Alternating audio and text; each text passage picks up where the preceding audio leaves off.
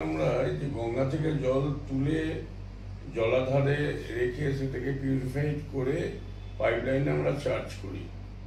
তো এই যে জলটা গঙ্গা থেকে নেওয়া হয় সেটা অনেক সেডিমেন্ট থাকে, আর বর্ষাকালের আগে জলে খুব টার্বিটেড থাকে দেখবেন। সেই জন্য এইগুলো পরিষ্কার করার জন্য আমরা প্রত্যেক বছরই ওই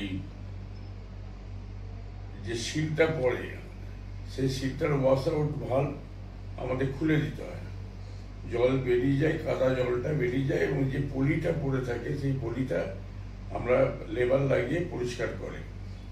এটার জন্য সময় লেগে যায় প্রায় 24 ঘন্টা।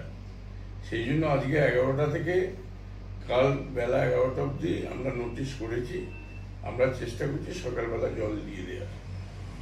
দাদা এইটার জন্য সাধারণ মানুষ তো অনেক এই গরমের মধ্যে সমস্যার সম্মুখীন হতে হচ্ছে, তার অল্টারনেটিভ কিছু ব্যবস্থা? অল্টারনেটিভ জলের ট্যাঙ্ক যা পৌরসভার আছে, সব পৌরসভার জলের ট্যাঙ্ক আমরা লাগিয়ে দিয়েছি।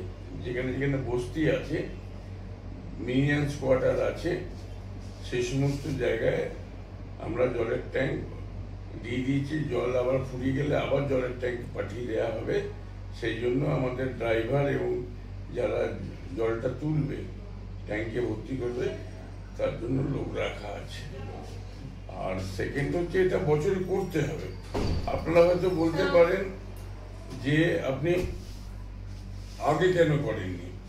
ফেব্রুয়ারি মার্চ মাস এই সময়টা মাধ্যমিক উচ্চ মাধ্যমিক পরীক্ষা থাকে, সিবিএসসি আইসিএসসি পরীক্ষা থাকে। সেই সময় জল বন্ধ করলে স্টুডেন্ট বা তাদের ফ্যামিলি ম্যানদের অসুবিধা হবে, স্কুলের অসুবিধা হবে।